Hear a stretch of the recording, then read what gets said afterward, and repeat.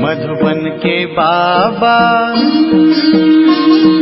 मधुबन के बाबा मुरली वाले, आपका क्या कहना, आपका क्या कहना। ओम शांति। आज 30 मई 2024 के साकार मधुर महावाक्य हैं। आज मीठे मीठे बाप दादा बोले, मीठे बच्चे, तुम्हें पहला पहला निश्चय चाहिए कि हमको पढ़ाने वाला स्वयं शांति का सागर, सुख का सागर बाप है। कोई मनुष्य किसी को सुख शांति नहीं दे सकता।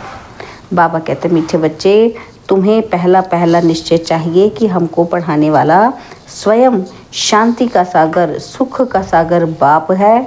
कोई मनुष्य किसी को सुख शांति नहीं दे सकता।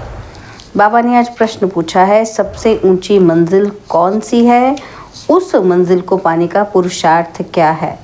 तो उत्तर में बाबा समझाते, एक बाप की याद पक्की हो जाए, बुद्धि और कोई की तरफ ना जाए, यह ऊंची मंजिल है। इसके लिए आत्म अभिमानी बनने का पुरुषार्थ करना पड़े। जब तुम आत्म अभिमानी बन जाएंगे तो सब विकारी ख्यालात खत्म हो जाएंगे, बुद्धि का भटकना बंद हो जाएगा, देह की तरफ बिल्कुल दृष्टि ना जाए, यही मंजिल है। इसके लिए आत्म अभिमानी भव। ओम शांति। रूहानी बच्चों प्रति रूहानी बाप बैठ समझाते हैं कि इनको रूहानी बाप नहीं कहेंगे, किनको? ब्रह्मा बाबा को। आज के दिन को सतगुरुवार कहते हैं। गुरुवार कहना भूल है, सतगुरुवार। गुरु लोग तो बहुत ढेर हैं और सतगुरु एक ही है। बहुत हैं जो अपने को गुरु भी कहते हैं, सतगुरु भी कहते हैं। अभी तुम बच्चे समझते हो गुरु और सतगुरु में तो फर्क है। सत अर्थात ट्रुथ, सत्य एक ही निराकार बाप को कहा जाता है, ना कि मनुष्य को। सच्चा ज्ञान तो एक ही बार ज्ञान सागर बाप आकर देते हैं। मनुष्य को कभी सच्चा ज्ञान दे नहीं सकते। सच्चा है ही एक निराकार बाप, इनका नाम तो ब्रह्मा है। ये किसी को ज्ञान दे ना सके। ब्रह्मा में ज्ञान कुछ भी नहीं था, अभी भी कहेंगे इनमें सारा ज्ञान तो है नहीं। संपूर्ण ज्ञान तो ज्ञान सागर परमपिता परमात्मा में ही है। अभी ऐसा कोई मनुष्य है नहीं जो अपने को सतगुरु कहला सके। सतगुरु माना संपूर्ण सत्य। तुम जब सत्य बन जाएंगे तो फिर ये शरीर नहीं रहेगा। मनुष्य को कभी सतगुरु कह नहीं सकते। मनुष्य में तो पाई की भी ताकत नहीं है।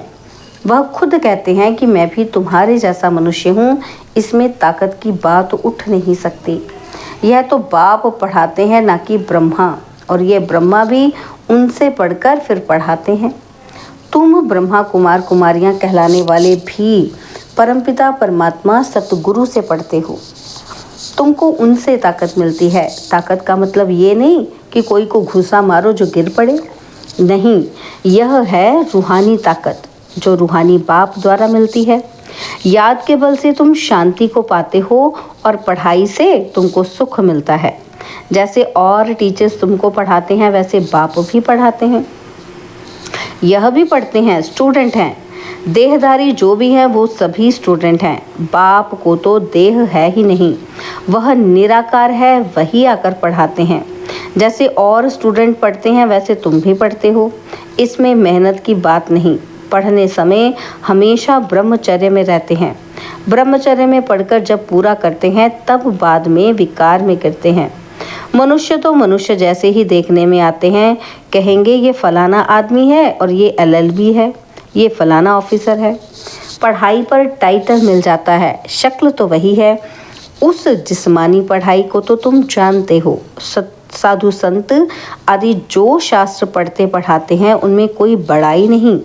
उससे कोई को शांति तो मिल नहीं सकती। खुद भी शांति के लिए धक्के खाते हैं। जंगल में अगर शांति होती तो फिर वापस क्यों लौटते। मुक्ति को तो कोई पाता नहीं। जो भी अच्छे अच्छे नामी ग्रामी राम कृष्ण परमहंस आदि होकर गए हैं, वह भी सब पुनर्जन्म लेते लेते नीचे ही आए हैं। मुक्ति, जीवन मुक्ति को कोई भी पाते नहीं। तमो प्रधान बनना ही है। देखने में तो कुछ नहीं आता। कोई से पूछो तुमको गुरु से क्या मिलता है तो कहेंगे शांति मिलती है, परंतु मिलता कुछ भी नहीं। शांति का अर्थ ही नहीं जानते। अभी तुम बच्चे समझते हो बाबा ज्ञान का सागर है और कोई साधु संत गुरु आदि शांति का सागर हो न सके। मनुष्य किसी को सच्ची शांति दे नहीं सकते। तुम बच्चों को पहले तो निश्चय करना है कि शांति का सागर एक बाप है जो हमको पढ़ाते हैं। सृष्टि का चक्र कैसे फिरता है वह भी बाप ने समझाया है। मनुष्य को कभी सुख शांति दे नहीं सकते। ये ब्रह्मा उनका रथ है। तुम्हारे जैसा स्टूडेंट ही है। यह भी ग्रस्त व्यवहार में रहने वाला था। सिर्फ बाप को अपना रथ लोन पर दिया है, सो भी वानप्रस्थ अवस्था में। तुमको समझाने वाला एक बाप है। वह बाप कहते हैं सबको निर्विकारी बनना है। जो खुद नहीं बन सकते तो फिर अनेक प्रकार की बातें करेंगे, गालियां भी देंगे। समझते हैं हमारा जन्म जन्मांतर का भोजन जो बाप का वर्षा मिला हुआ है वह छुड़ाते हैं। अब छुड़ाते तो वह बेहद का बाप है ना। इनको भी उसने छुड़ाया। बच्चों को भी बचाने की कोशिश की। जो निकल सके उनको निकाला। अब तुम बच्चों की बुद्धि में है कि हमको पढ़ाने वाला कोई मनुष्य नहीं है। सर्वशक्तिमान एक ही निराकार बाप को कहा जाता है और किसी को कहा नहीं जाता। वही तुमको नॉलेज दे रहे हैं। बाप ही तुमको समझाते हैं यह विकार तुम्हारा सबसे बड़ा दुश्मन है, इनको छोड़ो। फिर जो नहीं छोड़ सकते हैं वो कितना झगड़ा करते हैं। माताएं भी कोई ऐसी निकल पड़ती हैं जो विकार के लिए बड़ा हंगामा करती हैं। अभी तुम हो संगम युग पर, यह भी कोई नहीं जानते कि ये पुरुषोत्तम संगम युग है। बाप कितना अच्छी रीति समझाते हैं। बहुत हैं जिनको पूरा निश्चय है, कोई को सेमी निश्चय है, कोई को 100% और कोई को 10% भी है। अब भगवान श्रीमत देते हैं, बच्चे मुझे याद करो। यह है बाप का बड़ा फरमान। निश्चय हो तब तो उस फरमान पर चले ना। बाप कहते हैं मेरे मीठे बच्चों, तुम अपने को आत्मा समझ बाप को याद करो। इनको याद नहीं करना है, मैं नहीं करता, बाबा मेरे द्वारा तुमको कहते हैं। ब्रह्मा बाबा कहते हैं मैं नहीं कहता हूँ। कौन कहता है? बाबा कहते हैं मेरे द्वारा। जैसे तुम बच्चे पढ़ते हो तो यह भी पढ़ता है। सब स्टूडेंट हैं, पढ़ाने वाला एक टीचर है, वह सब मनुष्य पढ़ाते हैं। यहाँ तुमको ईश्वर पढ़ाते हैं।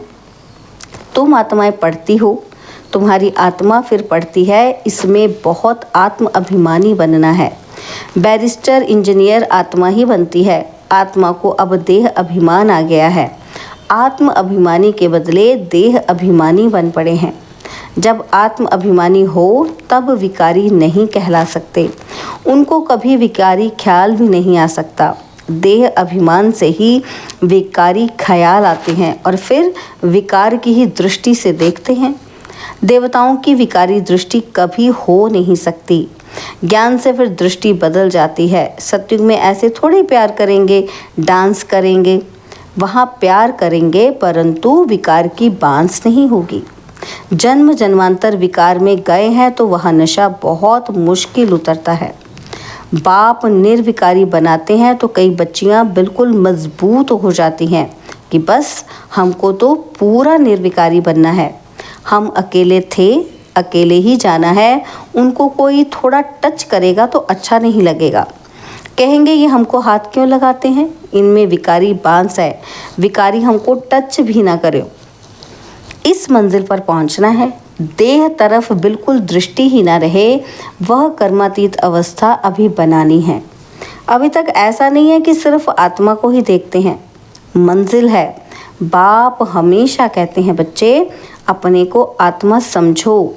ये शरीर दुम है जिसमें तुम पार्ट बजाते हो। कई कहते हैं कि इनमें शक्ति है, परंतु शक्ति की कोई बात ही नहीं, ये तो पढ़ाई है। जैसे और भी पढ़ते हैं ये भी पढ़ते हैं। प्योरिटी के लिए कितना माथा मारना पड़ता है, बड़ी मेहनत है।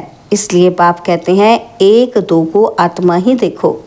सत्युग में भी तुम आत्म अभिमानी रहते हो। वहाँ तो रावण राज्य ही नहीं, विकार की बात नहीं। और यहाँ रावण राज्य में सब विकारी हैं। इसलिए बाप आकर निर्विकारी बनाते हैं नहीं बनेंगे तो सज़ा खानी पड़ेगी। आत्मा पवित्र बनने बिगर ऊपर जा न सके। हिसाब किताब चुकतू करना पड़ता है, फिर भी पद कम हो पड़ता है। यह राजधानी स्थापन हो रही है। बच्चे जानते हैं कि स्वर्ग में एक आदि सनातन देवी देवताओं का राज्य था। पहले पहले तो ज़रूर एक राजा रानी होंगे, फिर डिनाइस्टी होगी। प्रजा ढेर बनती है, उसमें अवस्थाओं में फ़र्क पड़ेगा। जिनको पूरा निश्चय नहीं, वह पूरा पढ़ भी न सके, पवित्र बन न सके। आधा कल्प के पतित एक जन्म के 21 जन्मों के लिए पावन बने, मासी का घर है क्या? तो मुख्य है ही काम की बात। क्रोध आदि का इतना नहीं, कहाँ बुद्धि जाती है तो ज़रूर बाप को याद नहीं करते हैं। बाप की याद पक्की हो जाए तो फिर और कोई की तरह बुद्धि नहीं जाएगी। बहुत ऊंची मंजिल है। पवित्रता की बात सुनकर आग में जल मरते हैं। कहते हैं ये बात तो कभी कोई ने कही ही नहीं, कोई शास्त्र में ही नहीं। बड़ा मुश्किल समझते हैं। वह तो है ही निवृत्ति मार्ग का धर्म अलग। उनको तो पुनर्जन्म ले फिर भी संन्यास धर्म में ही जाना है, वही संस्कार ले जाते हैं।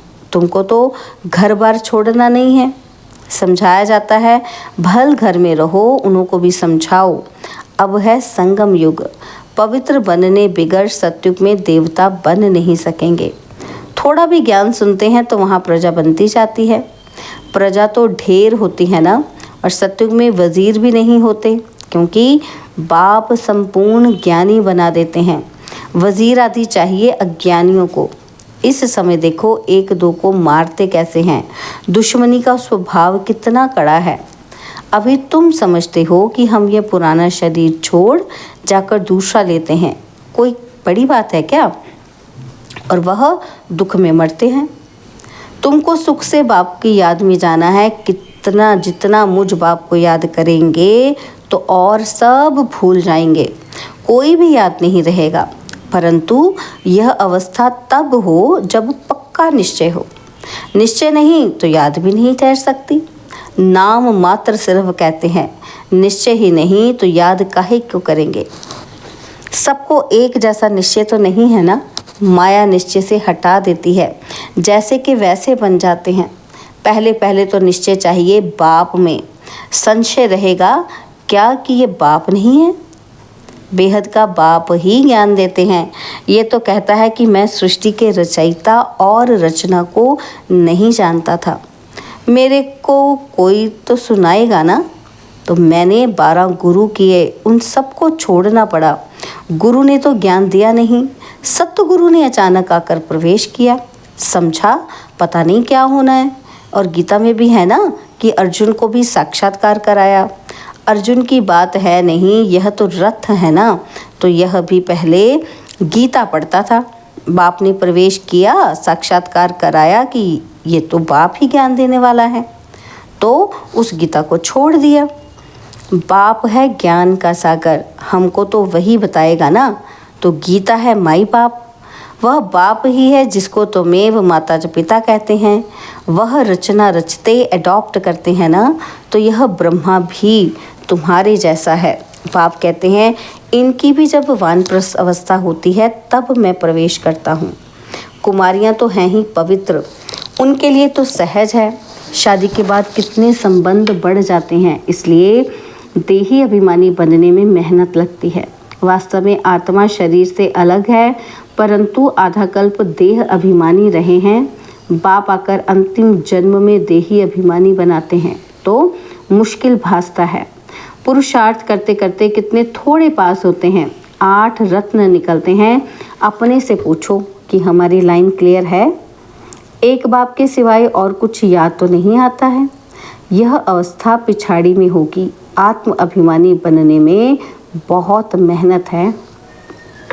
अच्छा, मीठे मीठे सिकिलदे बच्चों प्रति माता पिता बाप दादा का याद प्यार और गुड मॉर्निंग। रूहानी बाप की रूहानी बच्चों को नमस्ते। हम रूहानी बच्चों की रूहानी बाप दादा जी को दिलवा जान सिकवा प्रेम से नमस्ते। ओम शांति। प्यारे बाबा, मीठे बाबा, मेरे बाबा, शुक्रिया बाबा, शुक्रिया बाबा, शुक्रिया। धारणा के लिए मुख्य सार है। पहला पॉइंट है ज्ञान से अपनी दृष्टि का परिवर्तन करना है। आत्म अभिमानी बन विकारी ख्यालात समाप्त करने हैं।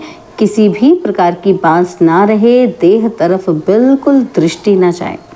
और सेकंड पॉइंट है, बेहद का बाप ही हमें पढ़ाते हैं, ऐसा पक्का निश्चय हो तब याद मजबूत रहोगी। ध्यान रहे कि माया निश्चय से जरा भी हिला ना दे। बाबा ने आज वरदान दिया, सेवा भाव से सेवा करते हुए आगे बढ़ने और बढ़ाने वाले निर्विघ्न सेवाधारी भव। सेवा भाव से सेवा करते हुए आगे बढ़ने और बढ़ाने वाले निर्विघ्न सेवाधारी भव। सेवा भाव सफलता दिलाता है। सेवा में अगर अहम भाव आ गया तो उसको सेवा भाव नहीं कहेंगे। किसी भी सेवा में अगर अहम भाव मिक्स होता है तो मेहनत भी ज़्यादा और समय भी ज़्यादा लगता और स्वयं की संतुष्टि भी नहीं होती। सेवा भाव वाले बच्चे स्वयं भी आगे बढ़ते और दूसरों को भी आगे बढ़ाते हैं। वे सदा उड़ती कला का अनुभव करते हैं। उनका उमंग उत्साह स्वयं को निर्विघ्न बनाता और दूसरों का कल्याण करता है। स्लोगन है, ज्ञानी तो आत्मा वह है जो महीन और आकर्षण करने वाले धागों से भी मुक्त है। ज्ञानी तो आत्मा वह है जो महीन और आकर्षण करने वाले धागों से भी मुक्त है। ओम शांति। और अब यह एक बहुत अच्छी वीडियो भी जरूर देखें।